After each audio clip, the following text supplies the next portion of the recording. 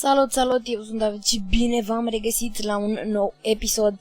De data aceasta vă voi arăta cum să schimbați culoarea ochilor în Photoshop. Acesta este primul meu tutorial de pe acest canal. Mai am un canal de gaming, îl găsiți în descriere. Voi face și un anunț pe canal de gaming când mi-am deschis și un canal de tutoriale pentru Photoshop. Așa, să începem.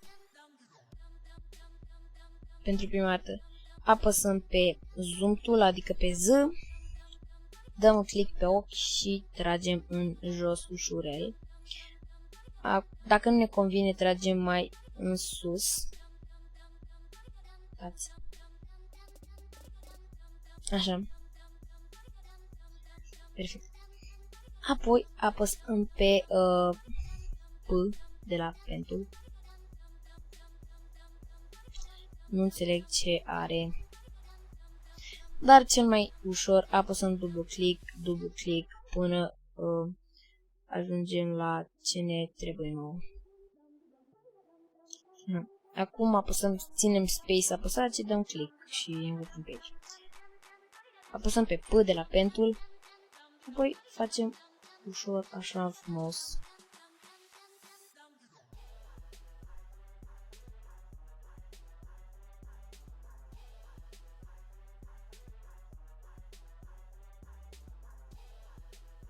Da, și am uitat să vă spun, pe acest canal veți găsi în general speed art-uri și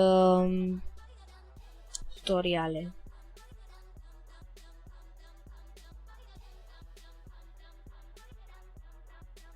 Acum că le-am unit, apăsăm click dreapta și make selection.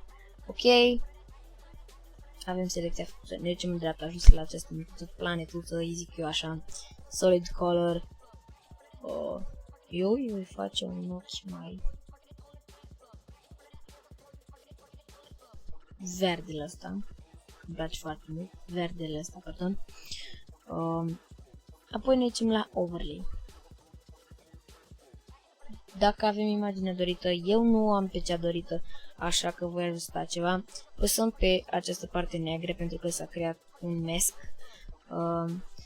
Ne ducem pe B, adică la brush tool, dar eu nu pot pentru că am selectat asta.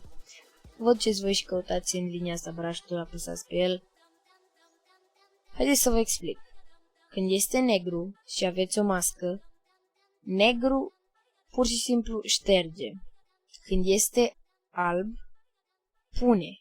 Adică, uitați, vedeți, eu acum am dat pe alb și pune.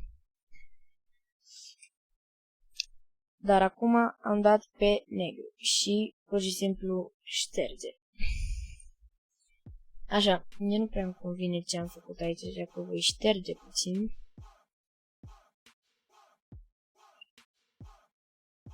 Așa.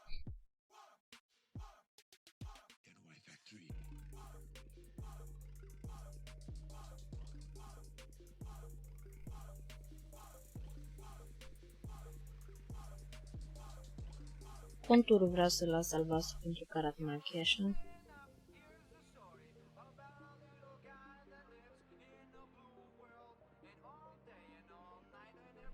Așa.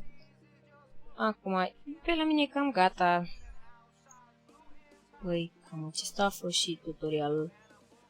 Dacă v-a plăcut, nu uitați de like, share, subscribe dacă mai aveți clipuri, dacă mai vreți clipuri.